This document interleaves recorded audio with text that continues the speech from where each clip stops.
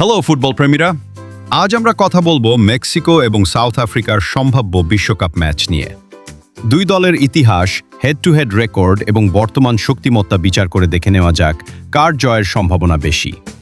Mexico এবং south Africa আন্তর্জাতিক ফুটবলে কয়েকবার মুখোমুখি হয়েছে।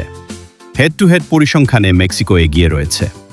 দুই দলের সবচেয়ে স্মরণীয় বিশ্বকাপ সাক্ষাৎ হয়েছিল 2010 সালের বিশ্বকাপের উদ্বোধনী ম্যাচে, যেখানে স্বাগতিক সাউথ আফ্রিকা ও মেক্সিকো 1-1 গোলে ড্র করেছিল। বর্তমান সময়ে মেক্সিকোকে তুলনামূলকভাবে বেশি শক্তিশালী দল হিসেবে ধরা হয়। তারা নিয়মিত বিশ্বকাপে খেলে এবং উত্তর আমেরিকার অন্যতম সফল দল। তাদের স্কোয়াডে অভিজ্ঞতা ও গতি দুটোরই ভালো সমন্বয় রয়েছে। অন্যদিকে সাউথ আফ্রিকা সাম্প্রতিক বছরগুলোতে উন্নতি করলেও বিশ্বমঞ্চে এখনও ধারাবাহিকতা দেখাতে পারেনি।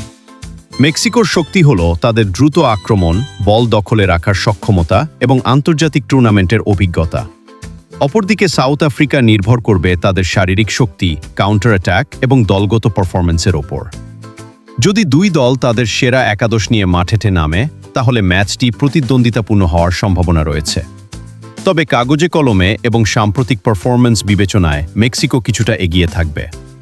আমার প্রেডিকশন অনুযায়ী মেক্সিকো ম্যাচটি 2-1 অথবা 1-0 ব্যবধানে জিততে পারে।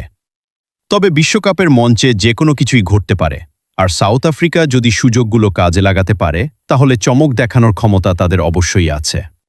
আপনার মতে কে জিতবে, মেক্সিকো নাকি সাউথ আফ্রিকা? কমেন্টে আপনার স্কোর প্রেডিকশন জানাতে ভুলবেন না।